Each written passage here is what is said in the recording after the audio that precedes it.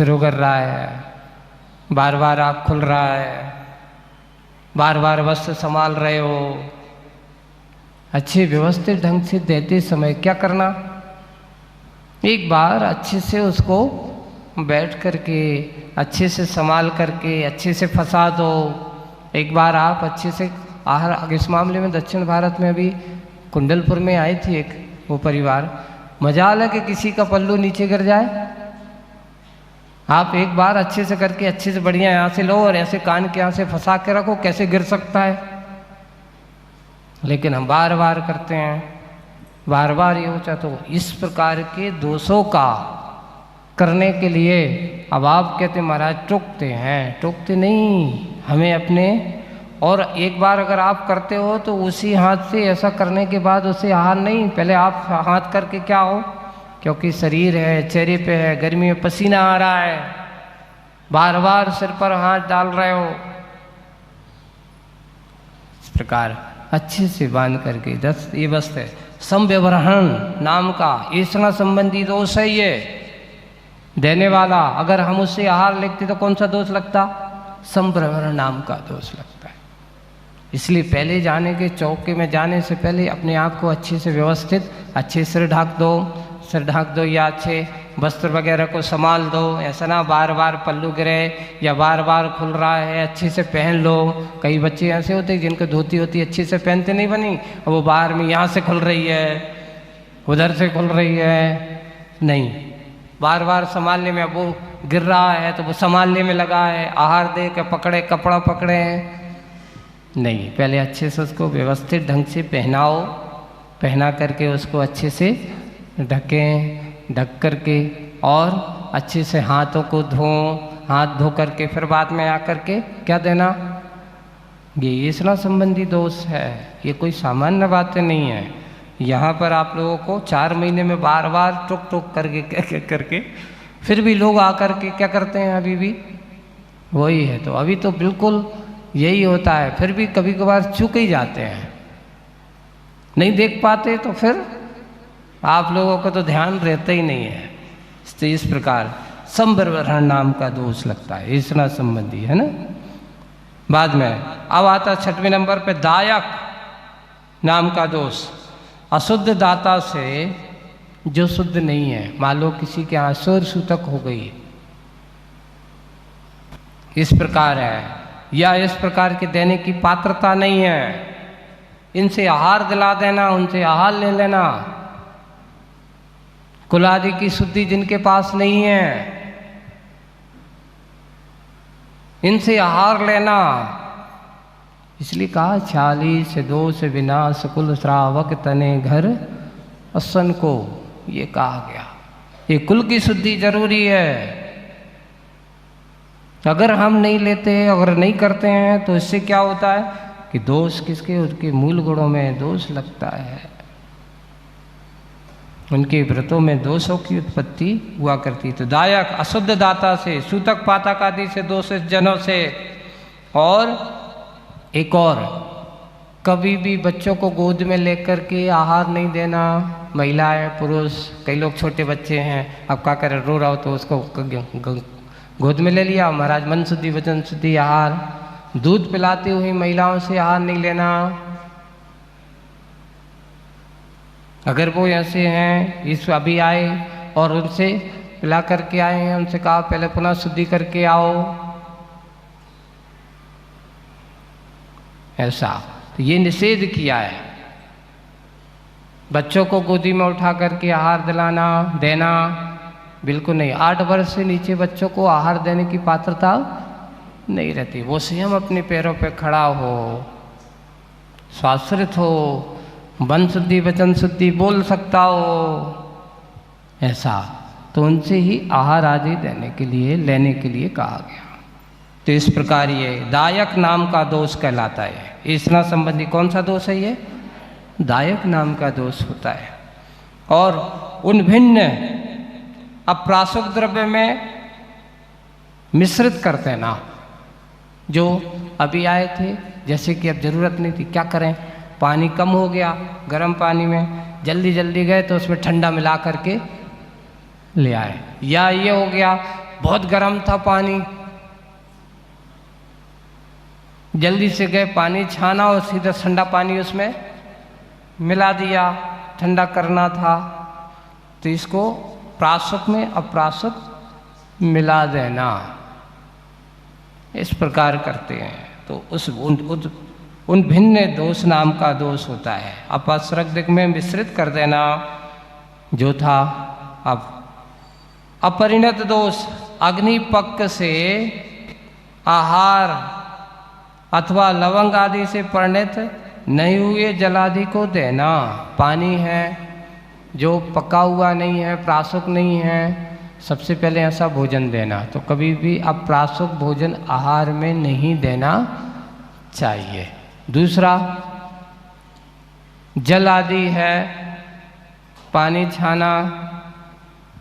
अब अगर उसमें प्राशुक नहीं है तो सामान्य रूप से कभी कभार क्या करते होंगे, कैसे करते होंगे, तो उसमें सामान्य रूप से सबसे पहले तो अग्निपक्वम ये कहा गया, अग्नि पर किया हुआ प्राशुक ही होता है।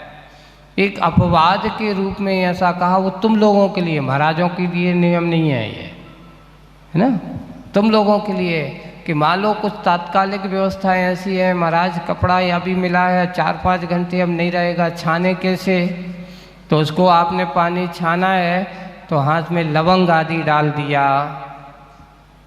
मिश्रण, रस परिवर्तन नाम प्राशुक कहलाता है।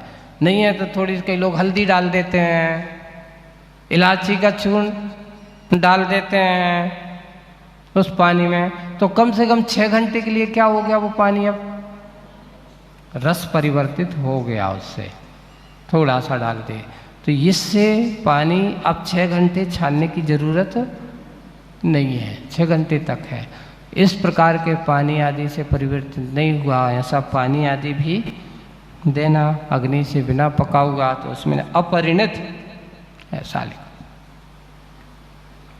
अब 9वें नंबर का लिप्त नाम का दोष होता है, जैसे कि गेरू आदि से लिप्त पात्र से या हाथ से दिए हुए का आहार लेना, अप्राशुक जल आदि से गीले हाथ हैं, जाकर के बर्तन साफ कर रहे थे, धोया नहीं और सीधे आए उठा करके गीले हाथ, सबसे पहले हाथ धोए तो एक अच्छे साफ कपड़े से हाथ को क्या करना चाहिए, पोंछना चाहिए। साफ करते गीले हाथों से भी आहार नहीं लेना, अच्छे से उनको साफ, और कपड़ा भी ऐसा होना चाहिए। कई लोग हम देखते हैं, आप लोग काम करते हो और काम करते समय वही से आपकी टेबल साफ होती रही, वही से हाथ साफ करते रहते हो, गंदा इतना हो जाता है कि उस गंदे हाथ से भी आप वो कपड़ा और ज़्यादा गंदा हो जाता है। हाथ साफ करने वाले आपके कपड़े अच्छे सुरक्षित रहना चाहिए, भोजनशालाओं में साफ सुथरे होने चाहिए, अच्छे नैपकिन वगैरह हैं, सफ़ेद वस्त्र हैं, सूती वस्त्र हैं, ये वस्त्र वहाँ पर होना चाहिए। और एक और है, कहीं काम करो, काम करते हाथ गिले तो पर्दा गए तो पर्दा ही से पोंछ आए, कुछ भी कपड़ा दिया उससे भी पोंछ दिया, चादर था ओढ़ने वेढ़ने बैठने वाला उससे ही पोंछ दिया, नहीं है तो अपने हाथ कपड़ा ही चली चले हो, ये नहीं है, ये कोई तरीका नहीं है। अपने ही वस्त्रों से, अपनी ही साड़ी अब पहने तो साड़ू की पल्ली से ही पोंछ लिया। एक हाथ पोंछने के अपना एक अलग अलग अपने तरीके होने चाहिए, अपना एक स्थान नियत होना चाहिए, कपड़े होना चाहिए। तो इस प्रकार गिरो आदि से लिप्त बर्तन हैं, जैसे सांप आदि की कलई आदि लगी थी, जैसे पहले लोग बनाने वाले बर्तन तो नीचे से वो कुछ लगाते थे ना चूल्हे पे, जब तक काले ना पड़े या ज़्यादा ताप ना लगो, तो ऐसे बर्तनों से लिप्त अगर है तो उससे अगर आहार आदि देते हैं तो वो भी दोष माना जाता है। तो इसी प्रकार आदि। अब ये आ रहा है अब छोटे दोष, 10वां नंबर का स्नान संबंधी दोष। महाराज आहार ले रहे हैं, है ना, आहार लेते समय हाथ से बहुत सारी वस्तु को गिरना। अब आप लोगों की गलती करते हो, क्या करते हैं, और दोष हमें लगता है और दोष में कारण आप भी हो जाते हैं। जल्दीबाजी में आए, अब दे दिया, अंजलि छोटी थी, जितना बनना था और ऊपर से तुमने भर दिया, तो जा कर के कहाँ गिर रहा है, नीचे गिर रहा है। ये दोष का कारक कौन बनेगा? पानी भी हो, दूध भी हो, रस हो, कोई भी चीज़ है, देख करके सावधानी से देना चाहिए, कहीं नीचे ना गिरे, अपव्यय नहीं हो, व्यर्थ में ना जाए। इसको छोटे दोष कहा। अगर गिरता है तो अंजलि से भी गिरता है, बनाते समय उसमें से भी गिरता है, तो ये दोष कारक बताए। इन दोषों से रहित होगी। इस प्रकार ये 10 प्रकार के दोष कौन से हैं? ये ऐसना संबंधी दोष, 10 ऐसना संबंधी दोष होते हैं। इस प्रकार के दोषों को टाल करके अब 32, 16 उत्पादन, 16 उद्गम और 10 ऐसना संबंधी, कितने हो गए ये? 42। अब 4 और देखिए, 4 कौन कौन से? संयोजना दोष, एक नाम। संयोजना का अर्थ क्या? दोष आहार और दान के पदार्थ मिश्रित कर देना। दूषित आहार यानी जो आहार अच्छा नहीं था, और दान के पदार्थ में यानी आप लोग करते ना, महाराज जी हमें पता ही नहीं था, ये पानी नल का रखा था, ये कुएं का पानी, पता ही नहीं चला, हमने गलती से कौन सा पानी मिला दिया? जे कुएं के पानी में ये बाहर का पानी जो ठीक नहीं था, गंदा पानी था, उसको मिला दिया। दूषित पानी को किस में मिला देना? संयोजना कर देना। इस प्रकार दान देने योग्य पदार्थ था, यानी कोई चीज़ ऐसी थी हमने बना के रखी, हम भूल गए कि ये कौन सी नमक की थी, ये नमक वाली थी कि बिना नमक वाली थी, ये हमारे सामान्य लोगों की थी कि इनकी थी, हम भूल गए, उसमें मिला दिया।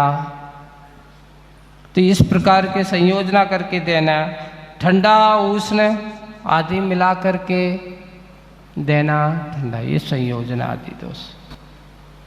तो ये संयोजना दोष से भी रहित होकर के भी आहार देना। अति मात्रा, ये महाराज के लिए भी कहा गया। कितना, कैसा, क्या होना चाहिए? तो बोले कि लिखा है आहार कितना करना। तो आपको हमने एक दिन सुनाया था कि आहार के अपने पेट के 4 हिस्से करिए, है ना।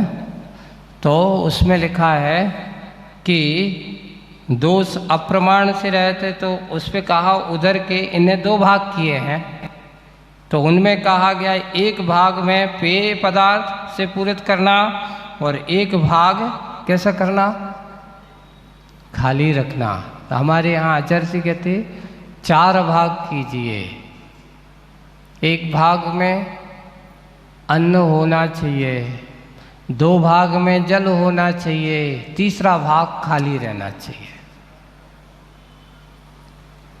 यानी ठोस आहार कितना? 1 भाग। तो तरल पदार्थ कितना?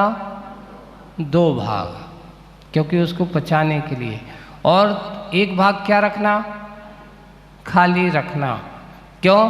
क्योंकि जब आप पाचन करेंगे तो गैस वगैरह है या फिर इस प्रकार की कुछ, एक कहावत है, अगर चक्की को तुम जो पीसने वाले दाने हैं थोड़े थोड़े डालते जाओगे तो वो क्या करेगी?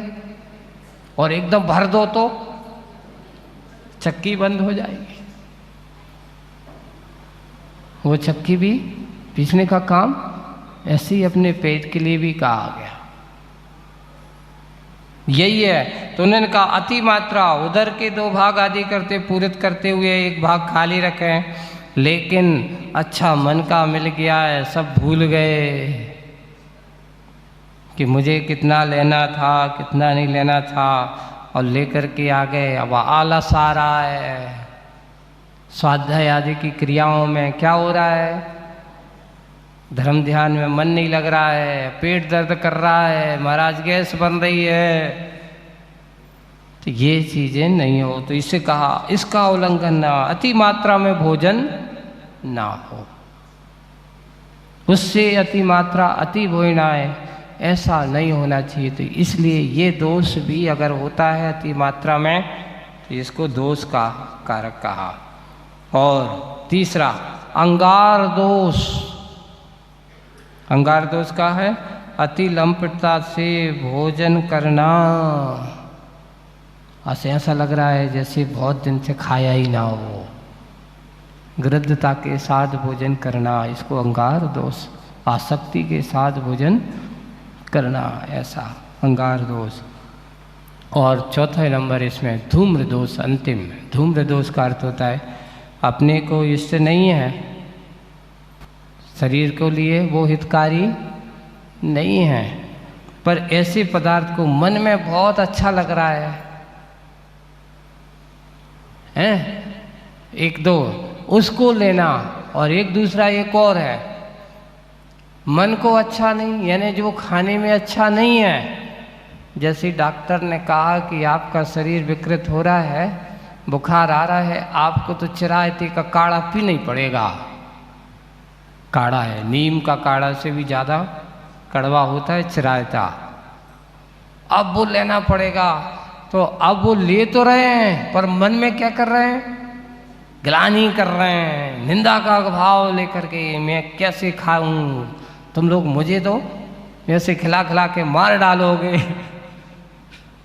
ऐसा करते। इस प्रकार की ग्लानि आदि, निंदा करते हुए आहार करना, घृणा करते हुए आहार, ऐसा है कि ये ठीक नहीं है, उठाओ ये खरबड़ है आदि, उसके देने वाले पात्र की जो आपको मनपसंद नहीं। कभी कभार शरीर तुम्हारे लिए जिह्वा को पसंद नहीं है, पर शरीर को आवश्यक है। दवाई किसको पसंद होती है? किसी को नहीं, कोई खाना चाहता है, लेकिन अब क्या करें, बीमारी हुई तो दवाई तो खाना ही पड़ेगी। लेकिन फिर भी उसको लेते समय अत्याधिक ग्लानि के भाव, निंदा करते हुए ग्रहण करना, ये अंगार दोष के नाम, धूम्र दोष की कोटि में आता है। इस प्रकार ये कितने दोष हो गए? पूरे 46 दोष विनाश कुल श्रावक तने घर असन को। ये तो हैं दोष। अब आएंगे अंतराय। अंतराय कितने होते हैं? 32 अंतराय होते हैं, उनकी बात और आपको कहेंगे।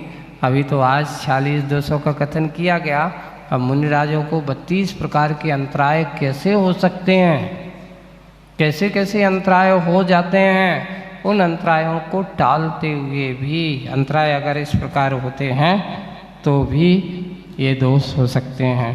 तो उन अंतरायों का कथन भी अपन आने वाले दिनों में देखेंगे। आज बस इतना ही। बोलिए परम पूज्य आचार्य गुरुवर श्री विद्यासागर जी महाराज की।